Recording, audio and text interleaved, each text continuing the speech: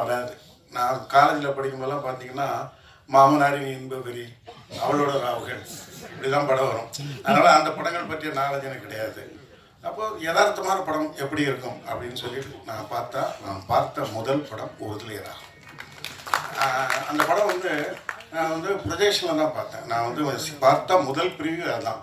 எனக்கு தெரிஞ்ச ஒரு ப்ரொடியூசர் கம் டிஸ்ட்ரிபியூட்டர், அவர் தான் சினிமா கூப்பிட்டு வந்தார். அவர் அந்த படத்தை நீ பாருங்க, நீ அப்போ நான் +2 முடிச்சிருக்கேன், காலேஜில் சேர போகிறேன்.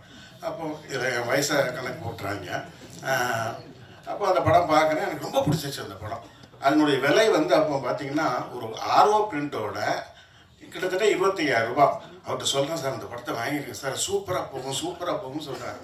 அவருக்கும் அந்த படம் பிடிச்சிருந்தது. அவர் என்ன சொன்னார், படம் நல்லா இருக்குது, ஆனால் இதெல்லாம் ஓடாது, இது அவார்டு தான் வாங்குவோம் அப்படின்னார். இல்லை சார், டெஃபினட்டாக ஹிட் ஆகும் சார் அப்படின்னு சொன்னேன். அவர் அதை வாங்கலை, மிஸ் பண்ணிட்டாரு. அந்த படம் எங்கள் ஊர் சிவசக்தின்ற சிவசக்தி தேட்டரில் மட்டும் 3.5 லட்சம் ரூபாய் ஷேர், கிட்டத்தட்ட 25,000 ரூபாய்க்கு வாங்கியிருந்தாருன்னா ஒரு தேட்டர் ஷேர் மட்டுமே எத்தனை மடங்கு பார்த்துங்களேன். அப்போ ஹோல் திருநெல்வேலி டிஸ்ட்ரிக்டில் அது எவ்வளோ கலெக்ட் பண்ணியிருக்கோம், அவ்வளோ பெரிய ஒரு ஹிட்டு. எனக்கு அதில் என்ன சந்தோஷமா, நம்ம ஜட்ஜ்மெண்ட் கொஞ்சம் கரெக்டாக இருக்குது அப்படின்ட்டு.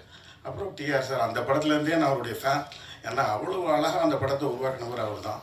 அதுக்கப்புறம் அவருடைய படங்கள் வசந்த அழைப்புகள், இந்த படம் எங்கள் ஊரில் ரிலீஸ் ஆகலை. அதனால் நாங்கள் நாகர்கோவிலில் போய் நானும் என் ஃப்ரெண்டும் போய் பார்த்துட்டு வந்தோம் அந்த படம். அப்புறம் ரயில் பயணங்களில், அப்புறம் இந்த படம் உயிருள்ள ரிஷா.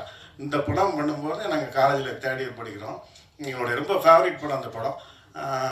எல்லாருக்கும் இந்த படம் எங்கள் ஊர் அப்போ பார்த்திங்கன்னா எல்லா டீ கடையிலையும் இந்த பாட்டு தான், உயிருள்ள ரிஷா பாட்டு தான் ராத்திரி பகலாக மாறி மாறி ஓடிக்கிட்டு இருக்கும். கட்டடிப்போம் காலேஜுக்கு அந்த பாட்டு, இந்திரலோகத்து சுந்தரி ராத்திரி அந்த பாட்டு, கரை காற்று நெல், இந்த மாதிரி பாட்டுகள்லாம் ஓடிக்கிட்டே இருக்கும்.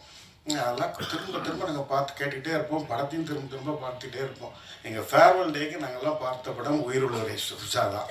கிட்டத்தட்ட ஒரு 43 வருஷம் கழிச்சு இப்போ பார்க்கும்போது அப்படியே கண் கலங்குது எனக்கு.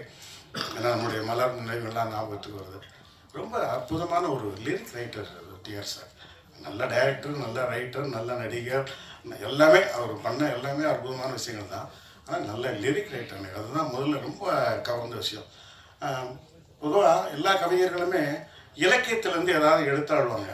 ஆனால் இவருடைய பாடல்களே ஒரு இலக்கியமாக இருக்கும். அந்த அளவுக்கு ஒரு தலை சிறந்த ஒரு பாடலாசிரியர். இந்த படத்திலே பாருங்கள், இப்போ கேட்கும்போது தான் தெரியுது, பாவை புருவத்தை வளைப்பது புதுவிதம், அதில் பரதமும் படிக்கிறது அபிநயம்.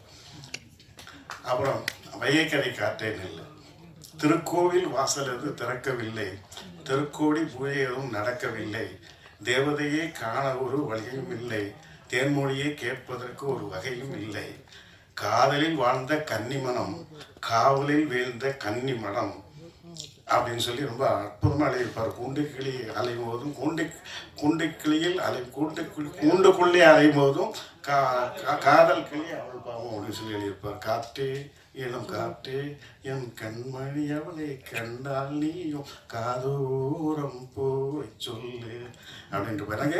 அது கூட ரொம்ப அழகான ஒரு விஷயம் என்னென்னா, ஒரு கிட்டத்தட்ட ஒரு சோகப்பாட்டு, அதை ஒரு ரிதமிக்காக பண்ணி அதை நம்ம தாளம் போடுற மாதிரி பண்ணியிருப்பார் பாருங்க. என்ன அற்புதமான ஒரு மியூசிக் டைரக்டர் பாருங்களேன். பல காதல் பாடல்கள், வரிகள், அப்புறம் ரயில் பயணங்கள் சொல்லலாம். அப்புறம் இது உறவை காத்த கிளி, எந்த பாடல்களில் நீ நீலாம்பரி, அந்த பாட்டு ரொம்ப என்னுடைய ஃபேவரட் சாங். அது என்னுடைய காரில் செக் பண்ணிங்கன்னா என்னுடைய பாட்டு டிஆர் சார் ஹிட்ஸ்னே ஒரு சிடி இருக்கும். கிட்டத்தட்ட 98ல் நான் ரெக்கார்ட் பண்ணேன் அந்த சிடி. இப்படி ஒரு தலை சிறந்த ஒரு பாடலாசிரியர், இசையமைப்பாளர். நான் கூட டைரக்ட் பண்ணும்போது டிஆர் சார் வச்சு ஒரு படம் மியூசிக் பண்ணுவோமா அப்படின்னு கூட நான் நினைப்பேன். பெரிய டைரக்டர்னால எனக்கு கொஞ்சம் கூச்சமாக இருக்கும், நம்ம போய் எப்படி கேட்குறது அப்படின்ட்டு. ரொம்ப அற்புதமான ஒரு படைப்பாளி, பல சாதனைகளுக்கு சொந்தக்காரர் அவர்.